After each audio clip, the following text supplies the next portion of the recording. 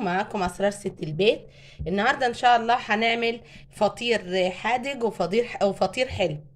بس هنعمله من غير عجن، من غير دقيق، من غير سمنه، من غير اي حاجه خالص. هنعملها بالجلاش، سهله خالص.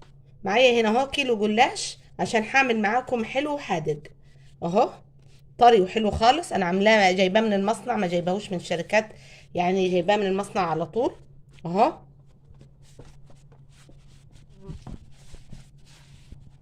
ومعايا المجادير بتاعته، الجبنه اللي انا هحشي بيها.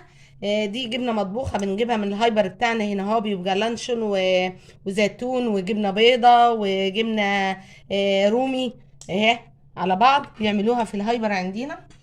ودي جبنه موتزاريلا، ومعايا سكر بودره، هو ده الحلو اللي انا هعمل بيه. خلاص، نشوف الطريقه هتتعمل ازاي. معايا هنا بوله فاضيه هحط فيها كوبايه سمنه او كوبايه الا ربع كده اهو. ومعايا كوبايه زبادي اهي، كوبايه زبادي.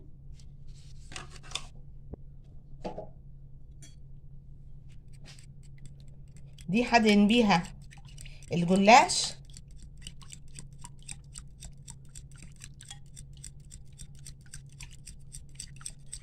وهحط معلقه بودر علشان هي اللي هتخلي الجلاش معايا حلو كده او هش وحلو.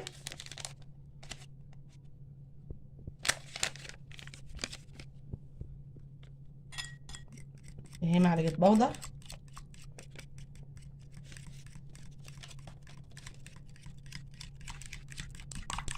بالطريقه دي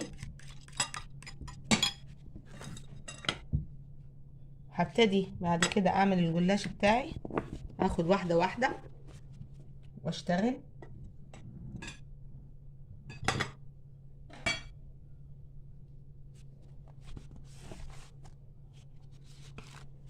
هاخد واحده واحده بالطريقه دي اهي. اعملها بالطول احسن. بعد كده اخد من الخلطه اللي انا عملتها دي اهي، وادهن نص الورقه بس بالطريقه دي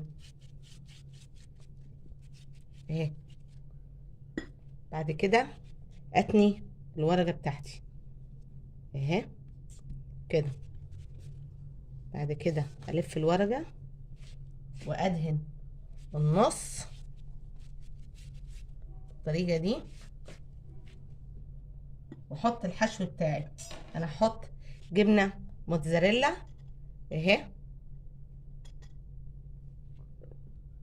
اهي.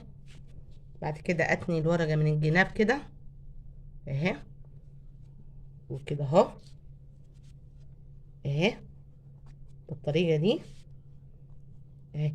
هتبقى عشوه خفيفه كده لاولادك في الجو البرد اللي احنا فيه ده اهو. نعمل واحده تاني.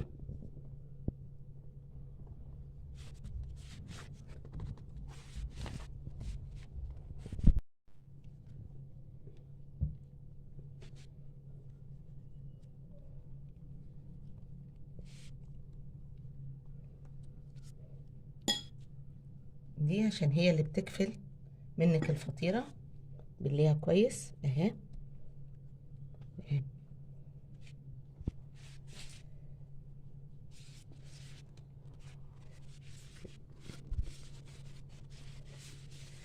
يعني لو اتقطعت منك انت تداريها لما تيجي تقفليها اهي.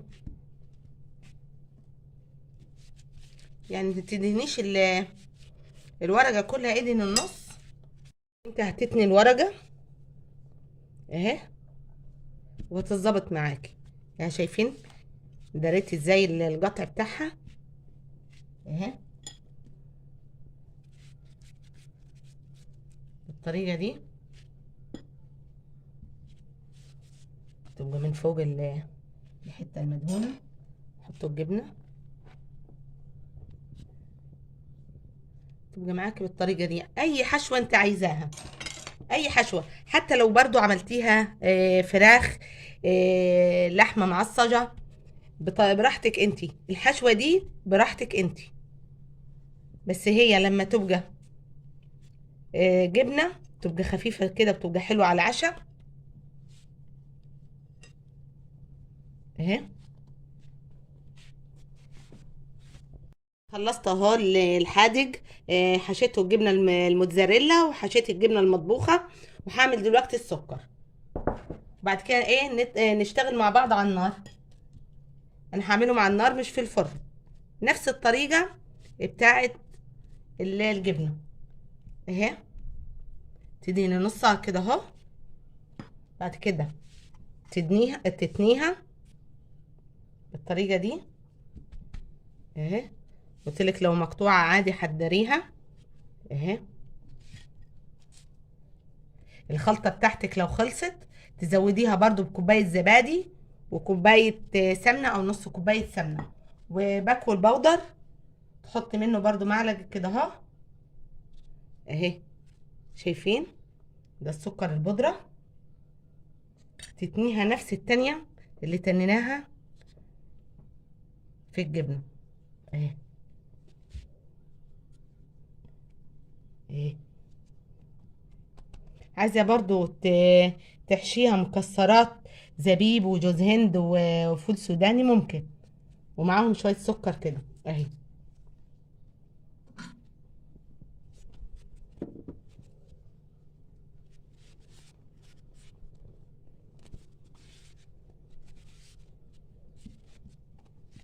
نفس الطريقة. هي اللفة دي طلعت مقسومة نصين، برضو هنشتغلها يعني مش ايه، مش هنحتار فيها اهي.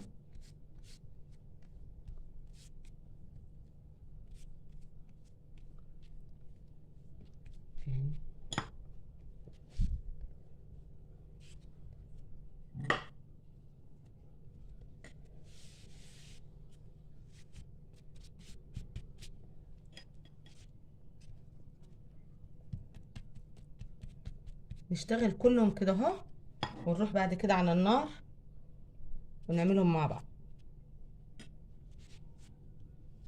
اخلص دي معاكم واكمل الباقي زي ما عملت الجبنة لوحدي كده اهو، اخلصهم وبعد كده نعملوهم مع بعض ونشوفهم على النار اهي بالطريقة دي. ادي اهي الطاسة على النار سخنت، وادي الكمية بتاعتي. انا خلصت ابو سكر، دلوقتي هبتدي ابو جبنة اهو. طبعا طاسة مدهونة بس زيت او سمنة من النوع اللي ما بيلزقش، ما بتاخدش معانا وقت.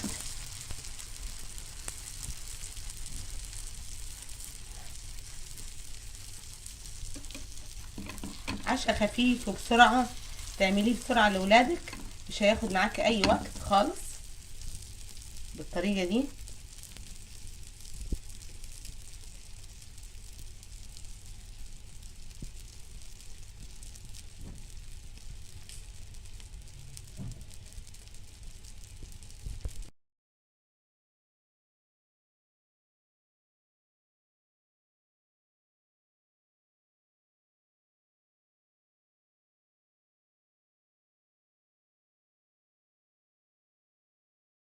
يعني ايه اخلص واعمل بسرعة اهو. حطيت في الطاسة دي، والطاسة دي اهي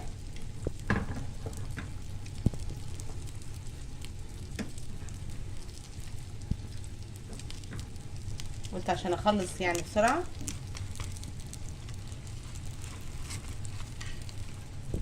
يعني هي ما بتاخدش وقت.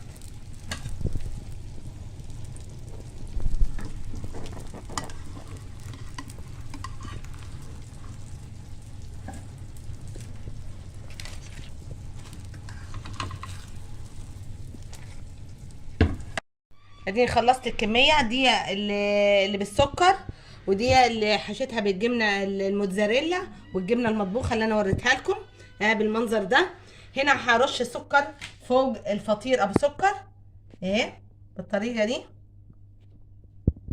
عشان اللي عايز ياكل بسكر بعد الفطير ابو جبنة يحلي بالسكر ده. وهي بالطريقة اللي انتوا شايفينها. نفتح واحدة ونشوفها اهي. شايفين الحلاوة؟